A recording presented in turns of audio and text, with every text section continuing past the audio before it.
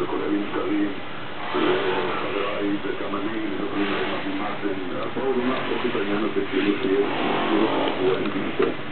מרואן ברגותי פחד לעצמו מעמד מאוד מאוד בכיר. אגב, הוא היה במעמד מאוד בכיר, הוא היה מציע פתח הגדן לפני שהוא נצר על ידי. הוא גם נותן גיבוי לשנות החירום הזה?